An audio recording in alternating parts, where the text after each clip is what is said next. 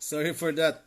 Naimbag manan nga malam kada tayo amin kat ni Apo Diyos manan ti madayaw nga bago tayo nga matulog kat ni Apo Diyos manan ti iso ti dayawon tayo ken pagkararagan tayo manan kat iso naman ti mangita ti protection tayo tatangarabi kat nagpasalamat tayo tapos na naman yung araw na isang araw sa atin at ang Panginoon ang siyang tumulong sa atin at nagbantay sa atin. So I would like to share in the book of First Thessalonians chapter 4 verse 7 to 8. So sabi dito, it says here, "For God did not call us to be impure but to live a holy life. Therefore, he who rejects this instruction does not reject man but God who gave his Holy Spirit." So it says here, God did not call us to be impure, but to live in a holy life because God is holy. Therefore, he who rejects this instruction does reject man, but God, who give you His Holy Spirit. So sabi dito, yes, kunana ito nga, no sino man ti tao nga nang reject dito nga instruction ni Apo Diyos nga ubraan tayo kumanga maging pure, no hantay nga dengdenggan, no kasla imbasoan tayo nga pinagan-ano, jay instruction ni Apo Diyos kat han nga tao ti kasla nga ni-reject tayo kat no haangkat ni Apo Diyos ti ni-reject tayo. So there are things nga no maminsan when someone is preaching in front of you and then you have known him for a long time and you know his background. Sometimes it's hard for us to accept the message that utters from his mouth, di ba? Sometimes we don't listen kasi kastimat dito nga tao, kasdimat nga tao nga kasti ko. Why do I need to listen to him? Kasdimat ti panagbiagda. Well, for us nga tao niya, no nangeg tayo ti sao ni Apo Diyos, han nga di tao tikit-kitan tayo no hangkat di sao nga in iragagawag na nga panggap kini Apo Diyos. Kasi de nga agpaiso niya, no maminsan adu ti mapan di church kat ti dengdenggan da di no amuda nga kasto di agpipreach no kat awan interest dan. Kung ti may nga lesson nga tiraadal ko kat once you go to church hanga di tao nga agsasaw ti kitam. No hangkat di sao nga ibagbagan na nga binasa na nagaputi Biblia. Iso nga ti kuna na toy, nanya ti makita tayo dagiti keywords na toy nga verse iti 1 Thessalonians chapter 4 verse 7 to 8. "For God did not call us to be impure but to live a holy life. Therefore, he who rejects this instruction does not reject man but God who gives you his Holy Spirit." So God call us to be pure. Pure. How to be pure? Kas ano tayo maging puro nya han nga nalaokan ti anya nya ti relasyon kini tayo kini Apo Diyos ket kahit na ti puro pure di iso na lang ti madayaw awanan ti daduma di pagayatan na lang ti surutan tayo yung mga kagustuhan niya lang ang sundin natin obey his will. Ano ba yung dapat nating i-obey na kagustuhan ng Panginoon? Anya ba dagay will ni Apo Diyos? Anya ba di pagayatan ni Apo Diyos nya?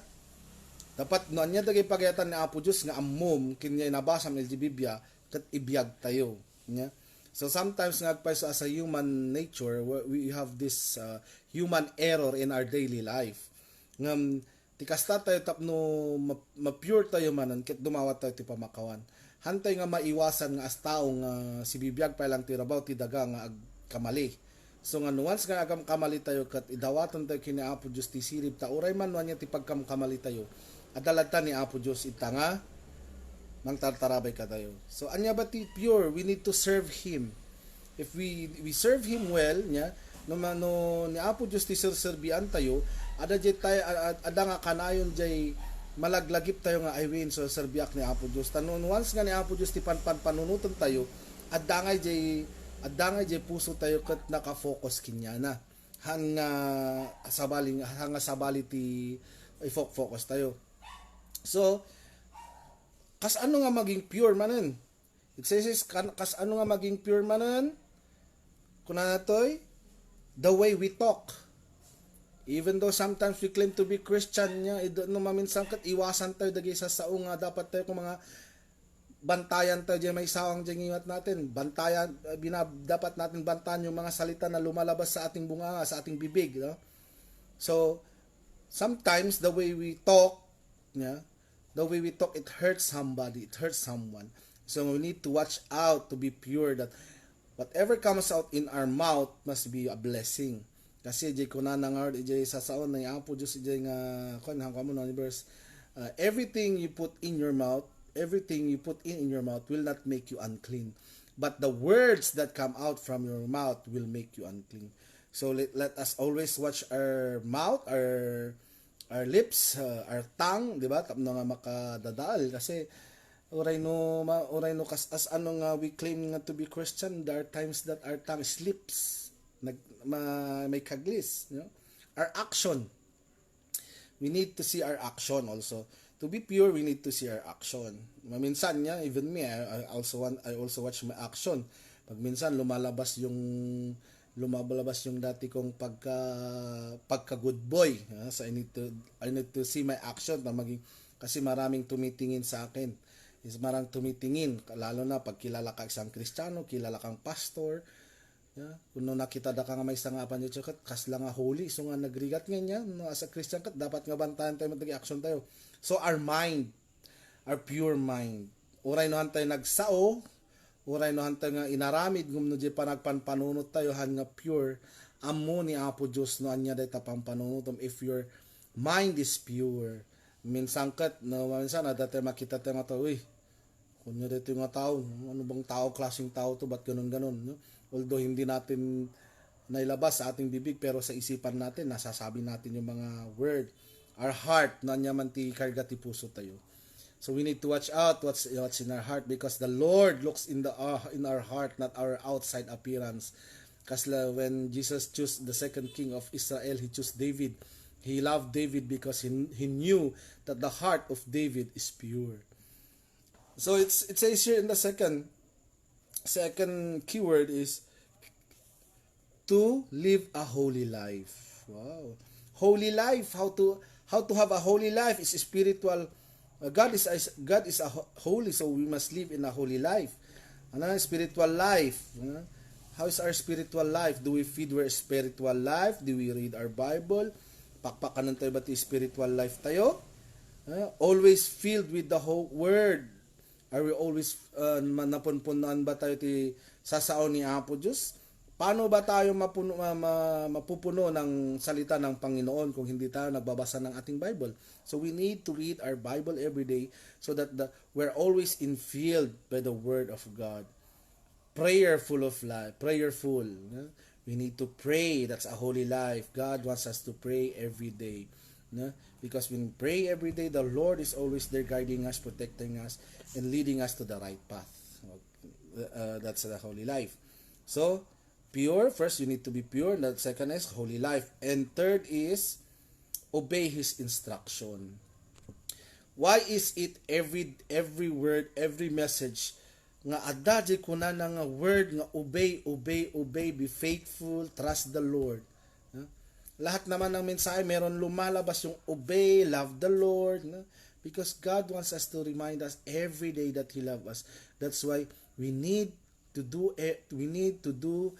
our spiritual we need to do our spiritual life.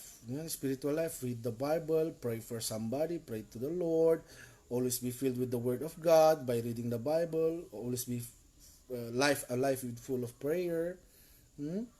And the third is obedient.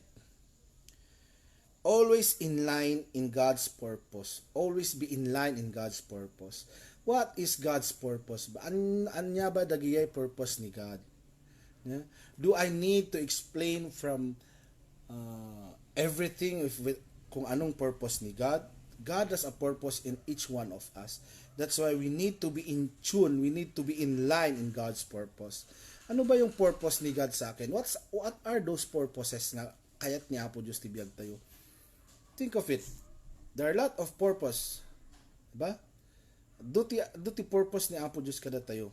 So first, the purpose is to worship Him, to glorify Him. Ano pa? Our purpose is to love our neighbor, love our Lord, love our God. That's the purpose. Yung obedient natin, yung being obedient kat heart desire is to please God. What is your heart desire? Anya ba ti desire ti puso natin? Ano ba yung mga desire ng puso natin? desire. Siguro may mga desire which is our own desire, but it is not in tune to the purpose of God. It is not in line in the purpose of God. So we need to have the heart that desires what God desired, just like David. God chose David because he knew that the heart of David, King David, was faithful and pure. Diba?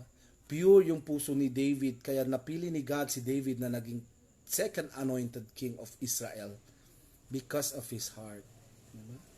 God's own heart. Kasi yung desire ni David during his time, lahat ng kanyang ginagawa ay tinatanong niya muna kung ano yung, sinisik niya muna kung ano yung desire ni God.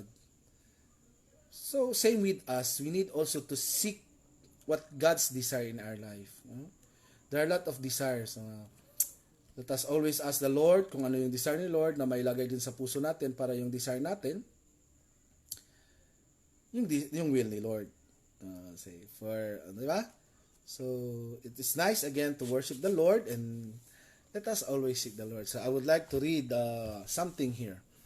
Also, I would like, basa ko dito para sa atin lahat. So, listen carefully. The call to holiness is easy to ignore in a world which is live by much different standards. Satan gets us to compare our lifestyle with those around us, deluging us into devaluing our sin in comparison, shopping our sin. The issue is thankful heart that has been cleansed by the Holy Spirit and saved by grace. Ignoring down the Spirit's call for holiness is rejecting God. Let's be passionate about holiness. Is rejecting God. Let's be passionate about holiness in our lives, both because it is what God wants and also because it is what we should seek. So it says here, we must not reject what's the teaching of the Holy Spirit, because if we rejected it, means to say we rejected God. Kung ano ang will ni Lord, let us obey. So thank you for listening. And that's all. And may the Lord bless us all. And I would like, yung verse natin nga is 1 Thessalonians chapter 4 verse 7 to 8. And you can read it again. And the Lord will give you some messages. So let's pray. Lord, thank you for this wonderful evening again. Katsika man ang tagbantay kinyami, dahi nga pa nagturog mi. Katsika man ang timadayaw, Apo Diyos. Awanan ti daduma, Apo Diyos, nga dayawan mi katnuhang katsika lang, kat dawatan mi nga orti. Pangagas mo kinyami, Apo Diyos, noon sinuman kinyami tadarikrik na nga sakit, kat sikakat man bindisyon dagiti agas nga tumtumaran mi, ken dagiti doktor nga ikam isuda ti sirib, Apo. Noon yaman dagiti problema mi dito nga oras, Apo Diyos, kat idulin mi pay. Tasika, Apo Diyos, ti bahala dagiti nga problema mi. Financial problem, Lord, when amin kami kat adati kasti nga problema mi because of this crisis, but Lord, kung mga rod nga we should not worry because we know that you are always there nga agtalak kami latag kinyam kat Lord sika kadimat ang bendisyon ti maysa kin maysa kin nagprotektar ti maysa kin maysa kin dagitoy pamilya mi no ay sinuman ti ayanda Lord. Thank you for everything. Thank you for your love. In Jesus name we pray. Amen. Good night and God bless and see you tomorrow. Bye bye.